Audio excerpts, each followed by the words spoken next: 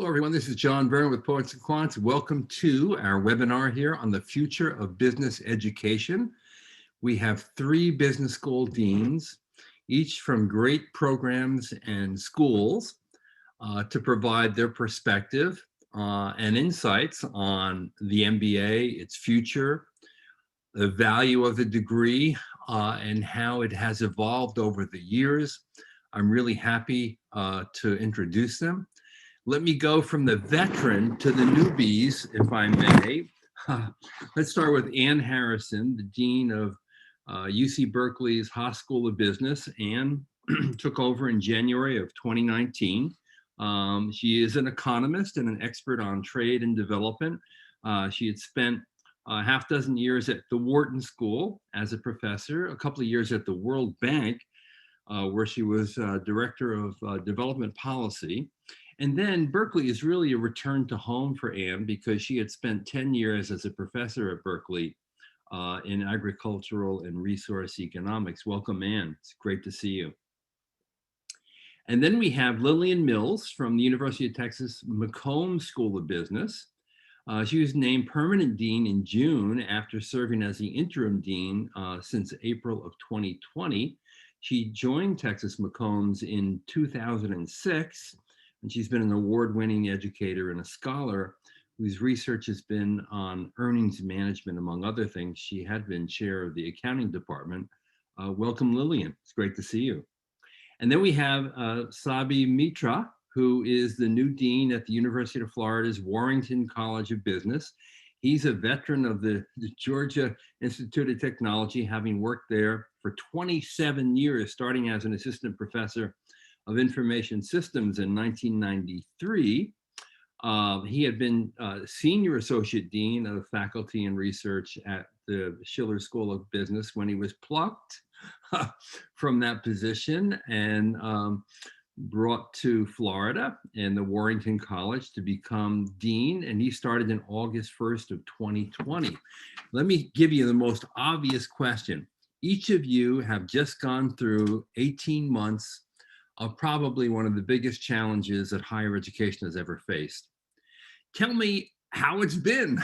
How did you survive? How did it go? What were some of the difficulties you had to overcome? Ann, why don't we start with you?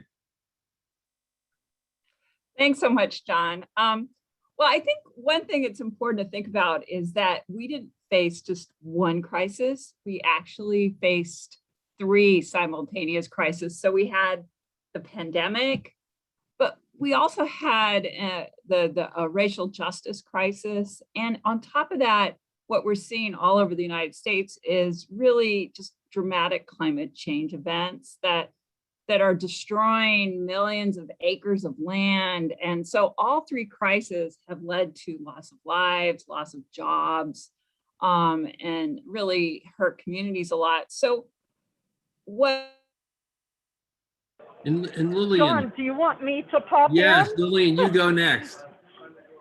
Okay, great.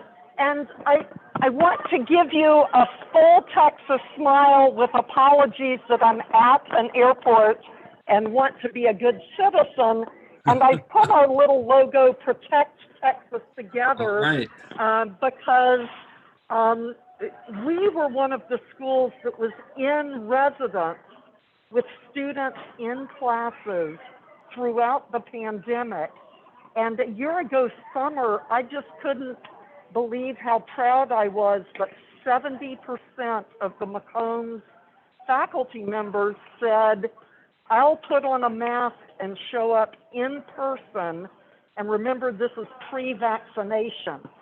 So we moved all of our largest classes, which would not be the MBA classes, online. And for our full-time MBA students, we pivoted with an AB cohort so that every MBA student got half of their classes in person with their fellows, and the other half were hybrid remote. And the way the research and instructional faculty came together to solve that hybrid learning model was remarkable.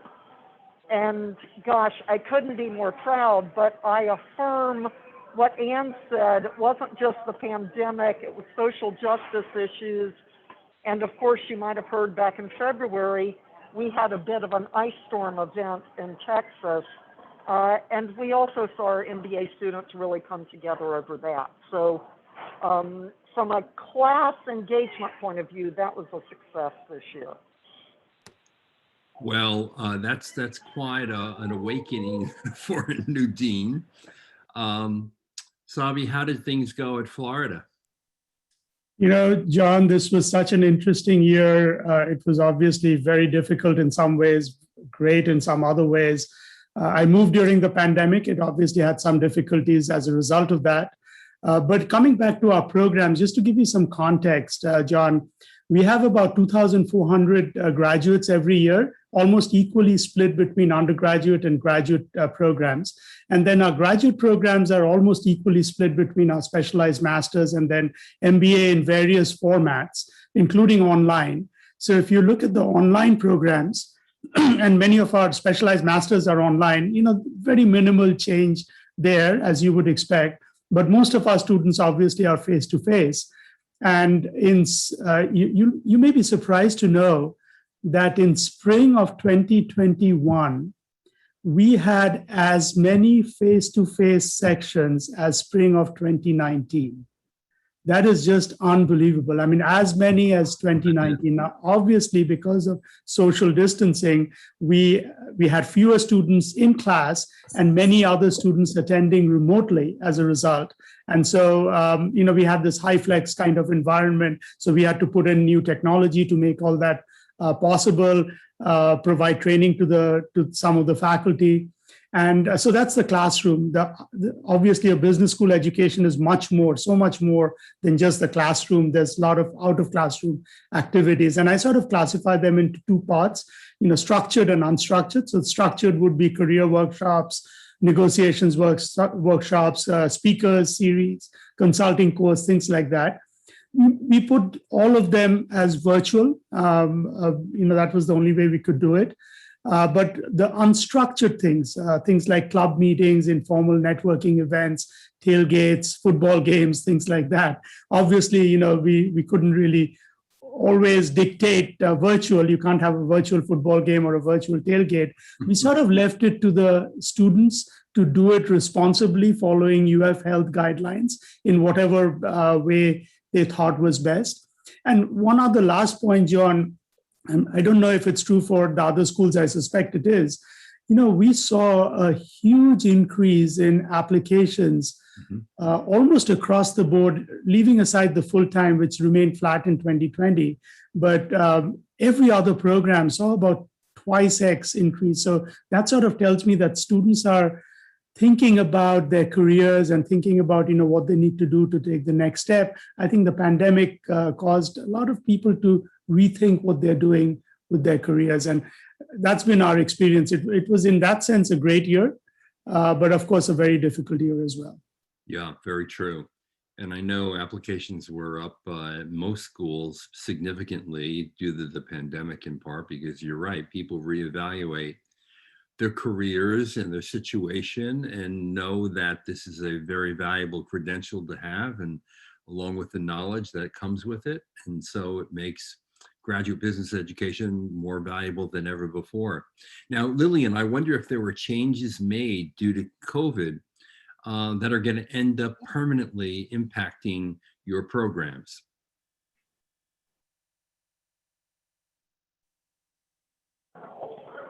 Thank you, John. I appreciate the question. And I'll just note a few other things that happened to coincide with the pandemic that are new.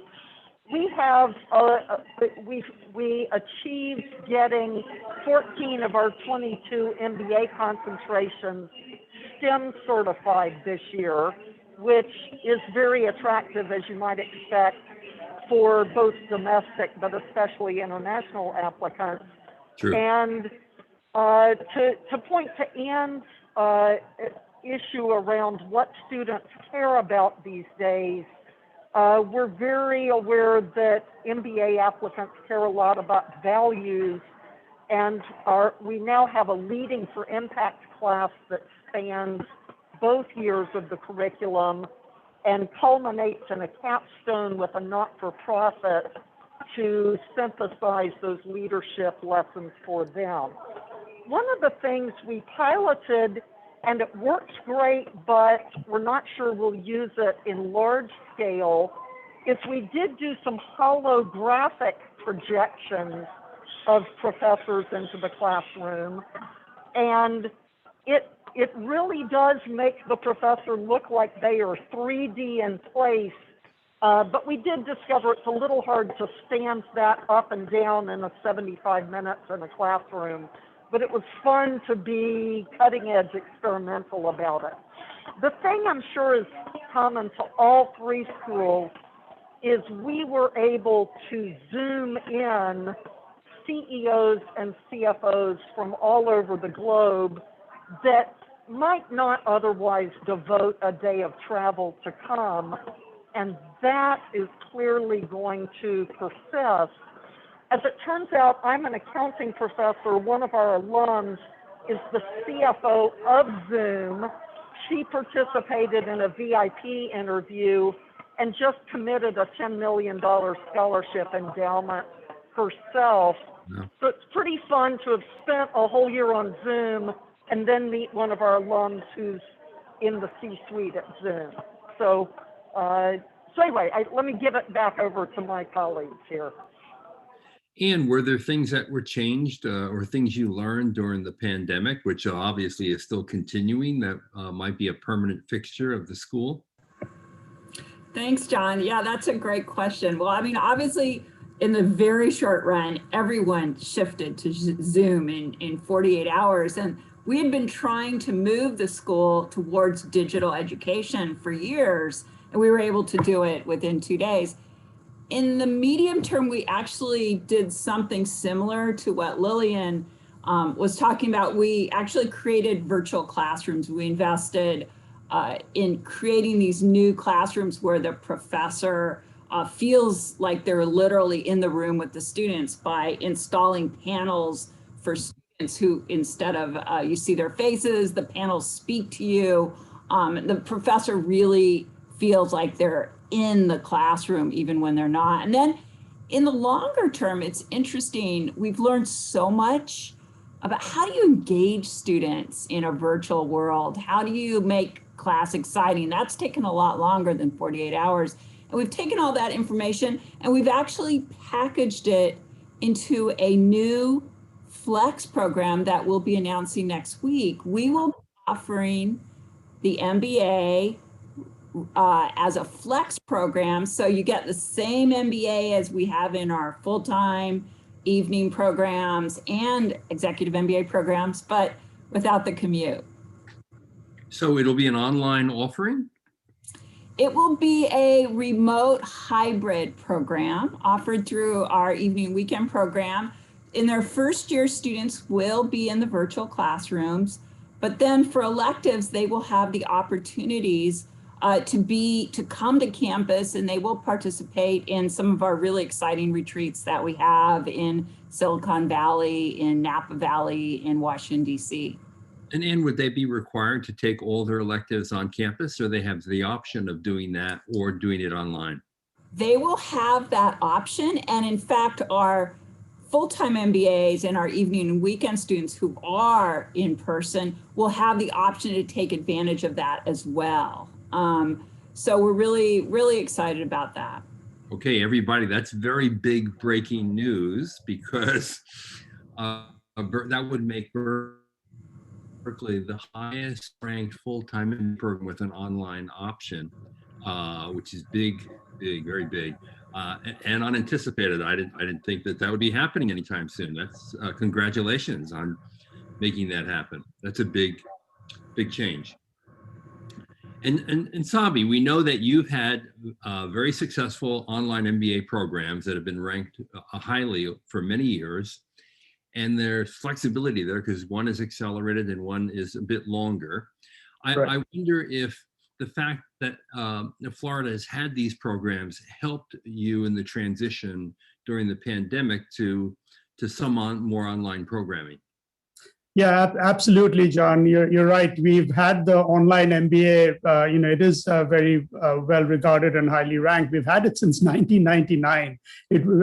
I was told. I obviously wasn't here. I was told we used to mail VHS tapes, and it got delayed in starting because it took time to sort of make enough tapes and mail to students.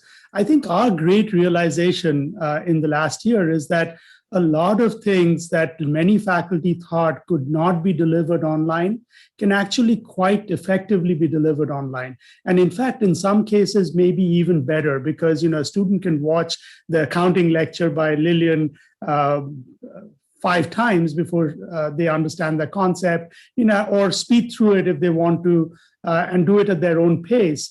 I think there's real value in online education. Now, where we struggle and where I think most schools struggle is not so much on the classroom, because we have had long experience. We've sort of figured out how to do the classroom online environment well, and I think it's going to improve over time with new technology. But where we struggle is really all the out of classroom activities. So if you think about a full-time MBA student who's here fully immersed, experiencing the university, an online student doesn't always feel as connected to the university, doesn't always feel as connected with their peers, doesn't feel connected with their professors as much. And it's all those out of classroom experiential opportunities, which can be structured or unstructured, structured like career workshops or negotiation workshop, et cetera, or even unstructured like informal networking events and things like that. How do we do that really effectively online? To me, that's the key question that a lot of schools will face going forward. And that's where most of our effort is on the online programming side. You're right, we have several master's programs, several MBA programs. So a lot of them are offered online. Several master's programs are offered online. We do have an online MBA. We have an online bachelor's program as well, which is run through the university. And it's really interesting because it attracts a very non-traditional type of student, someone who may not have had the opportunity to go to college for a variety of reasons, maybe went to the military and then decided to come back to college, cannot really afford to come back full time. They have a family, they do it online. So I think the real key would be, how do we make them feel connected to the university and to each other through online? Right, exactly. And I know that a lot of the long distance teaching that occurred, remote instruction, that's very different from an online program that's designed from scratch to be online with chunked up learning, Exactly. with a lot of interactive exercises to keep people engaged. It's quite a different animal. So that it always needs to be noted, because some people may not understand the differentiation there. Now, Lillian, I wonder what surprised you most about the past year? Was there something that made you think, oh my goodness, I would never have expected this? Oh my gosh. Well, it turns out that I am an extrovert who has chosen a scholar's career for 30 years. And I'm sure Sabi and Ann would affirm this. The most fun part is spending time with alumni, and they want to tell you what they love about the school. So I expect who's watching today are students considering becoming an MBA student at one of our schools. And I just want to embrace you with that this is a long-term family you're joining, because our MBA and undergraduate alumni from 5 and 10 and 30 years ago are passionate, well, in my case, about Texas, and they are there. So the engagement, how can we help our students? How can we mentor them? How can we make a place at the table at a board of directors or a C-suite? It creates things like multi-million-dollar contributions for a real estate investment fund, where our MBA students get to play with live ammo. in the sense of investment ammo. They get to make real deployment decisions. And in the entrepreneurship space, where we have funding for MBA students to partner with engineering professors and law students to get ideas off the ground and market ready. So it shouldn't have been a surprise, but the most delightful surprise was just engaging with alumni who have been successful and love us so much. Yeah, I think for many deans, that's always a reinforcing, Yeah. you know, because you see how passionate and how connected many alums are to the school and how much that education meant to them. And it's really, it reinforces your belief in higher education and its importance in our society. And what surprised you most about the past year? Well, I want to first comment on what Lillian was saying and reinforce that, and then just say what surprised me. Lillian, you're right. I was amazed. Our actually philanthropic contributions to Haas doubled in this year, which of all the years, who could have thought that it would be during a pandemic year? And a lot of the contributions went actually for increasing our entrepreneurship and innovation programs. Added a new faculty group in entrepreneurship, which is huge and really plays to Berkeley's strengths at the heart of what's next. But what really surprised me is how our faculty and our staff just kind of rose to the occasion, pivoted so fast, and really embraced this new period that we're facing. Of course, our alumni did amazing things. I mean, I could mention some companies that really rose to the CEO of Abbott Labs is one of our alumni from our evening weekend program, and he obviously really created a lot of new innovative tests for this crazy world we're in. But the head of Revolution Foods, another former startup, provided lunches to schools all over the country for children who couldn't afford schools. Kite, another former startup of a Berkeley CEO, started providing for free transportation for workers in the front lines. So we really saw just tremendous response, really from our students, former students, alumni, our faculty, and of course our staff. Yeah, that's really great because, you know, in the past I've heard deans say, and this is almost a cliche, that leading faculty is like herding cats. But in this case, through the pandemic, I think faculty really rose to the occasion and did an incredible job. That's absolutely true. Sabi, what surprised you most? You know, I'll offer three things, John. The first one resonates with what Lillian and Anne just mentioned.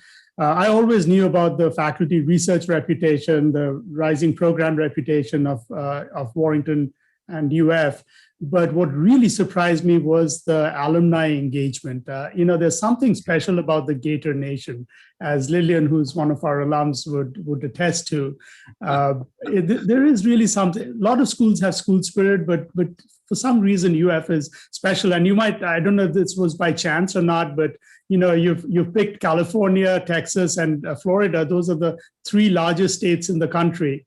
And if you look at California and Texas, you know, there are many AAU universities in Florida. I believe we are the only AAU public or private university in Florida. So it attracts, it's a magnet to attract a lot of young people from across the state. So that's number one. The second thing which surprised me is, you know, student resiliency and grit. I mean, a lot of our students come from backgrounds where they have gone through a really difficult year, but they went through the programs without complaining. You know, we pivoted to online. We couldn't provide some of the services that we normally do, but no complaining. By and large, you know, took what we could offer really well, and that really surprised me. I expected more resistance and more complaints and issues from just the student interactions, and that was just so great to see. The third thing, which is quite special to UF, is when I came in, I think I mentioned to you, John, earlier in a private conversation that UF started this UF AI initiative, and I sort of thought that, well, it's one of those other things that the university is going to do, and it's basically around the application, not the technology itself, but the application of AI in business, in pharmacy, in medicine, in agriculture, etc. That's where the focus is. And that initiative has really taken off with 100 new faculty hirings across the university, a lot of multidisciplinary programs related to this initiative being created, changes in curriculum. So for example, we have sort of changed our undergraduate curriculum to make AI and analytics required, and then changing all our courses at various levels, as well as in our graduate programs to focus on this area. And while I knew that this is important, the way it has been embraced by the university across all colleges has really surprised me. Right. Now, each of you lead important schools that are critical to the success of your overall universities. And I wondered, what has the pandemic taught you about how to lead during a time of crisis? Lillian? Gosh, it's communication. And in part, I learned this from the leaders of our MBA program, who were just right on the spot with the MBA students. It's communicate often, over-communicate, repeat yourself. As you know, it was a year where a lot of things weren't under our control. Mm-hmm. And so being forthright about, I don't know the answer yet, here's where the university seems to be headed, I will let you know when this uncertainty is resolved. People get comfort from having the leader admit, we don't know yet, and I'm in this with you. So I think that was the biggest thing, particularly when you can't manage by walking around quite as effectively. So our MBA program in particular became Microsoft Teams super users, and all of that small group Teams network was just critical throughout the year, but especially when we had a little bit of a power event in February. Just our ability to touch our students very quickly was critical. Yeah, that's true, because so much was both unpredictable and uncontrollable. I know that schools are subject to not only state and county and city regulations regarding COVID, but their own university regulations and federal guidelines. And you just didn't know where the cases whether they would go up or not, or how transmissible things were, or what tests to require and how frequently. It was quite something. And what has the pandemic taught you about how to lead? Yeah, question, John. I'm a student of history, and I really admire Winston Churchill's leadership. I've been reading his biographies, and a lot of what we learned from Winston still applies. It's still the case that as a leader, people want to hear inspirational words. They want to feel your confidence. They want to feel your calm in a very difficult time. But there have been some real changes in what it means to lead. So I would say the big difference is that, and this gets back to what Lillian was saying, we also want our leaders now to show empathy and to show humility. So Haas is known for these defining leadership principles that we live by, and one of them is confidence, but without attitude. And so we want, it was very clear that our community wanted a confident leader, but they didn't want a leader with attitude. We really needed to be empathetic. We needed to show humility because we don't know everything. And we're really seeing a shift towards wanting leadership that is much more inclusive, that thinks about these crises. And in particular, I worry a lot about sustainability. So I think really there's a big shift in the focus of leadership. towards those issues. Right. Yeah. So true. Sabi? For me, the most important lesson that I learned is the importance of the team. How good the team is becomes truly apparent during a crisis. And I'm just so amazed by the quality of people that we have here, so that we could make that transition. Because you have to do things differently during a crisis. And one of the best advice that I've ever received in my life is to make others around you successful, and they will come back to make you successful. In other words, if you try to micromanage everything, you're not going to be successful. Your role is to enable others to do their jobs and remove roadblocks. And as Anne said, that implies that you have the humility, you have the confidence, but you also have to resist your attempts to micromanage and let local decisions be made, because those are the places where decisions will be made flexibly, quickly. One other thing that I learned is the importance of having consistency and process. Because if you try to make too much ad hoc decisions, you sort of apply things differently to different people, and that creates an added level of resentment, if you will, that someone else is getting a better deal than someone else. And to the extent possible, obviously you have to make exceptions, but to the extent possible, just having consistent processes is just so critical. Yes.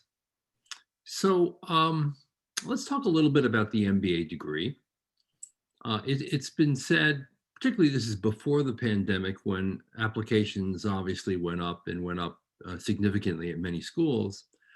There were several years of decline in applications, and there was some concern in the business that was the MBA a degree that has seen its best days. We saw a number of schools close their full-time MBA programs. And I wonder how each of you see the future of the MBA and the value of the degree. My own belief is that it's more valuable today than it's ever been, because business has become more complicated and more sophisticated. And that requires, leading edge knowledge on things like how will machine learning and artificial intelligence impact the world of business in the years ahead? How do we harness the massive amounts of data that we have and churn it into decision-making information through data analytics? So to me, the value of the degree has never been greater, yet it costs a lot of money. It requires a very big investment in time and energy, and it is an interruption for a young person's career. So Lillian, what's your take on the future of the MBA and the value of the degree? Well, in answering that, I want to answer the participant's question about social justice and equality of access. Mm-hmm. So here at Texas, we've recently become an Hispanic-serving institution because of the high number of Latinx students, particularly in the undergraduate program. But in this incoming MBA class, we have an all-time high 45 students in the consortium, which serves underrepresented minorities and their allies. And to the participant's point, we just have to try to deploy resources there and, either out of soft money or donor resources. What I think is our MBA and graduate consumers are being more particular about what career-enhancing degree they want, and all three of us deans are playing to our strengths. So right now, Austin is becoming an epicenter of venture capital and companies moving into Texas and Sabi, to a certain extent, Florida, in part because of tax and regulatory issues.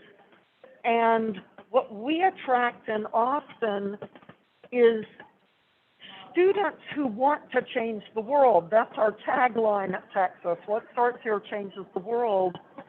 in an environment where they can be residential with each other and close by these incubators and laboratories and personal connected experiences.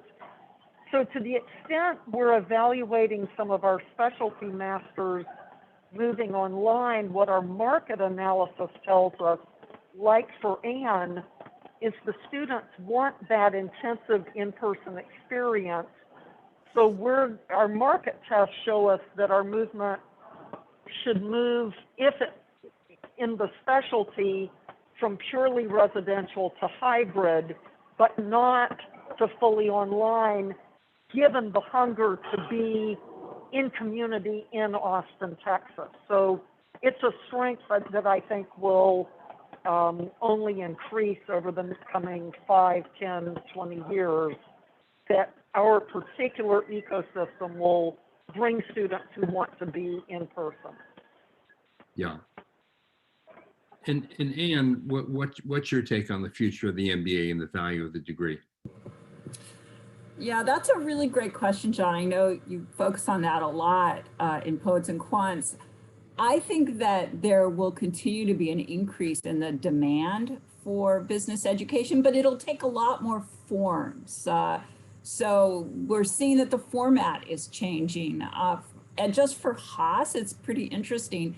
There was actually a significant increase in applications to both our full-time and our evening and weekend program over the last 2.5 years since I've been there. In fact, we expanded our entering classes because we were no longer constrained by our physical capacity. Haas is the smallest of the top programs. So I think the future is bright, but I think there's a fundamental rethinking of what a business education is. So when business schools were first formed over 100 years ago, there was a real sense that we were forming leaders who would be serving not just business but society. That there was a real emphasis on creating the right values.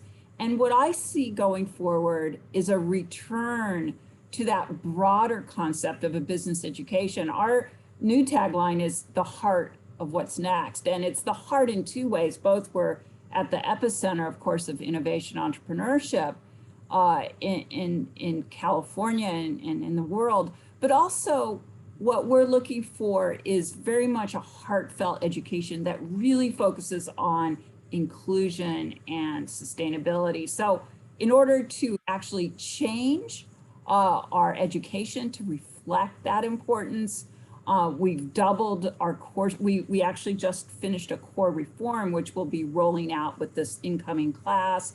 We're actually doubling the number of courses on data analysis and statistics because of the digital transformation. That's so important.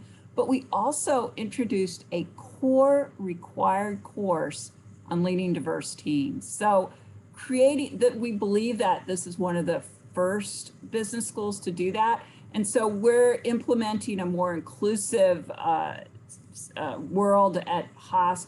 We diversified our student body, we diversified our board, we diversified our senior leadership. And we think that's really, really important. We also really believe that creating a more sustainable business curriculum is absolutely critical in the future. So along those lines, we just introduced a certificate in sustainable business, and we're doing a lot more to move in the direction, because we really believe that the kinds of climate change catastrophic events we're seeing are going to change how we teach business education today. And I would think your new Flex program is also part of an effort to make business education more accessible. Absolutely. It's very small, and it's a component of our evening and weekend program. So it will continue to be very selective. But the point is, you can take those courses, you can participate from anywhere. So it really opens up a Haas education geographically and to those who might be constrained for all sorts of reasons. And when will you enroll your first Flex class? Great question, John. We're actually not announcing our Flex program, which is, as I said before, is a cohort in our evening and weekend program. We're not announcing that until next week. Our first class will be enrolled next fall, in fall of 2022. Right. That's great. Sabi, what's your take on the future of the MBA and the value of the degree? You know, John, you need to have no fear about decreasing value of a business degree. I have never met a working professional when they're thinking about graduate education. You know, it really is the first degree that they're thinking about. I mean, there is growing importance of computer science and analytics and so on. But by and large, almost everyone who is working, when they're thinking of higher education, they're thinking of a business degree. I do agree with Anne that, you know, the format is going to change, and it's not everybody. The full-time MBA is important for some people who want that immersive experience, who want the internship, who are career changers. They want the university experience. They want the deeper dive. But others might want the online or the professional evening format, or perhaps even a specialized master's or a graduate certificate if they don't want to come for a full degree. And I think we got to think beyond just, you know, a specific format. So the importance of the degree will remain, but the format might change. But I do feel that as business school deans, as business school academics, you know, we got to take a really hard look at what we do and think about whether we are having the transformational impact that students expect us to have. They give up their jobs. If you're in the full-time MBA for 2 years, they come to business school. Are we really having the transformational impact? And if you think through it, I think our realization is that a lot of that impact will not really come from classroom only. You know, whenever we think about the curriculum, we're thinking about the classroom and what new courses we make required or not required. And we are guilty of that as well with our whole AI initiative. But I think a lot of it will come from experiential opportunities, the ability to work with companies, the ability to work on corporate projects, to interface with all the companies that are moving in, as Anne mentioned, to Florida and Texas for a variety of reasons.